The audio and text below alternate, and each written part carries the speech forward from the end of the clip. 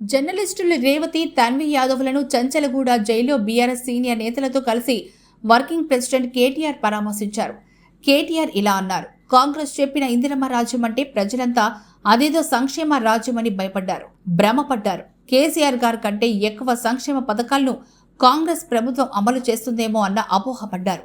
కానీ ఇవాళ రేవంత్ రెడ్డి ప్రభుత్వ వ్యవహార శైలి చూస్తుంటే ఇందిరమ్మ రాజ్యం అంటే ఎమర్జెన్సీ రోజులని గుర్తుకు తెచ్చేలా ఉంది. ఆడబిడ్డల్లో అక్రమ కేసులతో జైల్లో వేయడమే ఇందిరమ్మ రాజ్యమా? కాంగ్రెస్ ప్రభుత్వం తమను మోసం చేసిందని ప్రజలంతా భావిస్తున్నారు. ఓపెన్గా మాట్లాడుకుంటున్నారు. 420 హామీలను ఇచ్చి తమను మోసం చేసి కాంగ్రెస్ గద్దెనెక్కిందని ప్రజలు తమ ఆక్రోశాన్ని వెలిపుచ్చుతున్నారు. ముఖ్యమంత్రికి అర్థం కావడానికి ఆయన మాట్లాడే బజారు భాషలోనే మాట్లాడితే బాగుంటుందని కొంతమంది సామాన్యులు కూడా అదే భాషను ఉపయోగిస్తున్నారు. రాహుల్ గాంధీ చెప్పిన మొహబ్బత్ కి దుకాన్ ఇదేనా అని ఇవాళ ప్రజలు ప్రశ్నిస్తున్నారు. జనం నిలదీస్తే, ప్రజలు ప్రశ్నిస్తే జర్నలిస్టులపై ఉక్కుపాదం మోపుతారా? జర్నలిస్టులను జైలుకు పంపుతారా? ఒకరిద్దరు జర్నలిస్టులను కాదు, పదుల సంఖ్యలో జర్నలిస్టులపై రేవంత్ రెడ్డి ప్రభుత్వం అక్రమ కేసులు, దాడులతో వేధిస్తుంది. ప్రభుత్వం మీద ప్రజల్లో ఉన్న అసహనాన్ని చూపిస్తున్నందుకే యూట్యూబ్ జర్నలిస్టులపై రేవంత్ రెడ్డి అక్కసు వెళ్లగక్కుతున్నారు. 6 గ్యారంటీలతో పాటు 7వ గ్యారంటీ ప్రజాస్వామ్యమని పెద్ద పెద్ద మాటలు చెప్పిన రేవంత్ రెడ్డి ప్రజల గొంతు విప్పితే మాత్రం తట్టుకోలేకపోతున్నారు. తన భార్య, పిల్లలను దూషిస్తున్నారని బాధపడుతున్న రేవంత్ రెడ్డి గతంలో మా మీద అవాకులు చవాకులు మాట్లాడిన సంగతి మరిచిపోయారా? మా పిల్లల ప్రస్తావన తీసుకొచ్చినప్పుడు రేవంత్కి కుటుంబం గుర్తుకు రాలేదా? నువ్వు మాట్లాడితే మంచిది, ఇంకొకరు మాట్లాడితే మంచిది కాదా? రేవంత్ రెడ్డి ఇకనైనా బుద్ధి తెచ్చుకోవాలి, సిగ్గు తెచ్చుకోవాలి. బీఆర్ఎస్ నాయకులతో కలిసి ఇవాళ రేవతి, తనవి యాదవులను కలిసి వారికి ధైర్యం చెప్పాం. వారి తరపున న్యాయ పోరాటం చేస్తాం. జైల్లో పెడతామంటే భయపడ్డానికి ఇక్కడ ఎవరూ లేరు. మేమంతా ఉద్యమాల నుంచి వచ్చిన వాళ్ళం, జనం నుంచి వచ్చిన వాళ్ళం. కేసులకి బెదిరింపులకి భయపడే వాళ్ళం కాదు. రేపు రేవంత్ రెడ్డి కూడా ఇదే శాస్తి జరుగుతుంది. ఆయనకు వంత పాడే వాళ్లకు కూడా జరుగుతుంది. రేవతి, తన్వి యాదవులకు జరిగిందే రేపు మిగతా జర్నలిస్టులకు కూడా జరగచ్చు. ప్రజల ఆక్రోశాన్ని చూపించడమే వారు చేసిన తప్ప. రేవంత్ రెడ్డి ఇచ్చిన హామీలను అమలు చేసేదాకా ఖచ్చితంగా ప్రశ్నిస్తూనే ఉంటాం. కాంగ్రెస్ ప్రభుత్వం వచ్చిన తర్వాత తెలంగాణ అన్ని రంగాల్లో విఫలమైందని ముఖ్యమంత్రి రేవంత్ రెడ్డి స్వయంగా ఒప్పుకున్నారు. 71,000 కోట్ల ఆదాయం తగ్గిందని నిన్న స్టేషన్ ఘన్పూర్లో రేవంత్ రెడ్డి చెప్పాడు. రేవంత్ అసమర్థ విధానాల వల్లనే ఆదాయం తగ్గింది. తామొచ్చాక తెలంగాణలో అన్ని రంగాలు చాలా బాగున్నాయని చెప్పుకున్న రేవంత్ రెడ్డి 71,000 కోట్ల ఆదాయం ఎలా తగ్గిందో చెప్పాలి. తెలంగాణ రైసింగ్ కాదు, తెలంగాణ ఈజ్ ఫాలింగ్ అని నిన్ననే ముఖ్యమంత్రి కన్ఫర్మ్ చేశారు. పిచ్చోడైన రేవంత్ రెడ్డి చేతిలో రాయిలా తెలంగాణ మారింది. జర్నలిస్టులను జైల్లో పెడతామని నియంతృత్వ ధోరణితో వ్యవహరిస్తున్న రేవంత్ రెడ్డికి కాలమే సమాధానం చెప్తుంది. దయచేసి మీడియా గొంతు విప్పి రేవంత్ రెడ్డి అక్రమాలపై మాట్లాడాలి. జనం తిడితే, జనం ఆక్రోశిస్తే, జనం గట్టిగా మాట్లాడితే జర్నలిస్టులను జైల్లో పెడతారా?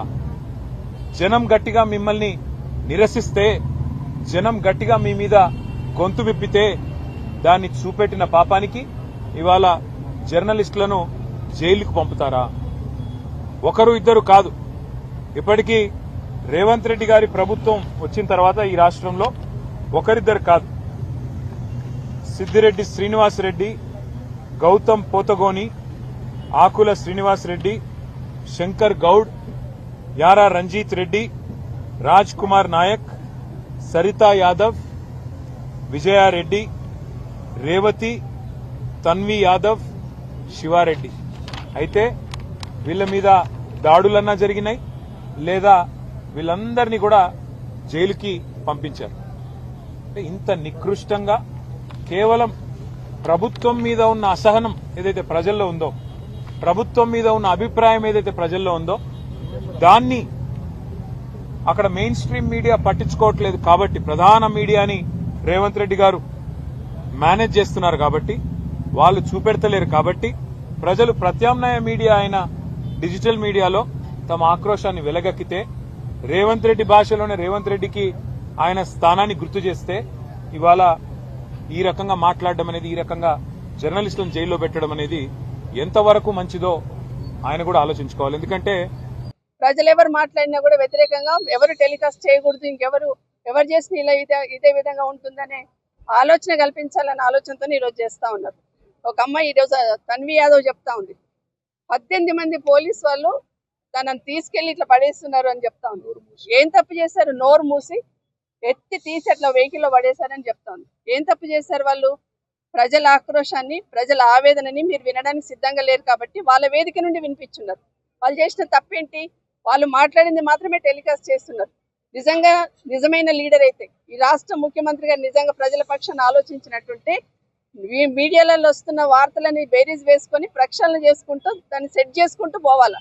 కానీ ఏ వార్త నెగిటివ్ వచ్చినా కూడా ముందు మీకు శిక్ష ఉంటుంది జర్నలిస్టులకు అనే లెవెల్లో ఏదైతే ఈరోజు ఇందిరమ్మ పాలన అంటే ఇలాగే ఉంటుంది అనే లెవెల్లో ఈ రాష్ట్రంలో ప్రభుత్వాన్ని నడిపిస్తున్న రేవంత్ రెడ్డి గారు ఇప్పటికైనా దీన్ని ఖండిస్తూ భవిష్యత్తులో ఇలా జరగకుండా కనీసం ప్రజల ఆవేదన వినిపించే జర్నలిస్టుల వేదిక ఏదైతే ఉందో ఆ ఆవేదన వినిపించే ప్రయత్నం చేస్తుంది. అది కూడా వినడానికి సిద్ధంగా లేరని స్పష్టంగా అర్థమవుతుంది. మహిళలు మార్నింగ్ ఎర్లీ అవర్స్లో ఇంటికి వెళ్ళి వాళ్ళని ఒక క్రిమినల్స్లో లేదంటే ఉగ్రవాదులను అరెస్ట్ చేసినట్టుగా మరి దాదాపు ఒక 40 మంది పోలీసులు రేవతి వారి ఇంటికి, అదేవిధంగా తన్వి యాదవ్ దగ్గరికి 18 మంది పోలీసులు, అదే కూడా విమెన్ పోలీస్ సంబంధించి చాలా తక్కువ సంఖ్యలో వెళ్ళి వాళ్ళని అరెస్ట్ చేసి మరి కిడ్నాప్ చేసినట్టుగా, అది అరెస్ట్ అనేది దాన్ని కిడ్నాప్ చేసినట్టుగా తీసుకెళ్లి వాళ్ళని అరెస్ట్ చేసి లోపల పారేసిండ్రు అంటే ఇది పత్రికా స్వేచ్ఛను హరిస్తున్నారా లేదా అని చెప్పేసి నేను అడుగుతా ఉన్నా. ముఖ్యమంత్రి గారు మహిళల్ని గౌరవిస్తామంటున్నారు, ఇంద్రమ్మ అంటారు, తర్వాత సోనియా గాంధీ అంటారు, ప్రియాంక గాంధీ అంటారు. అంటే మహిళలుగా వాళ్ళే మీకు కనిపిస్తున్నారా? రాష్ట్రంలో ఉన్నటువంటి మహిళలు కల్పిస్తలేరా అని చెప్పేసి అడుగుతా ఉన్నాను.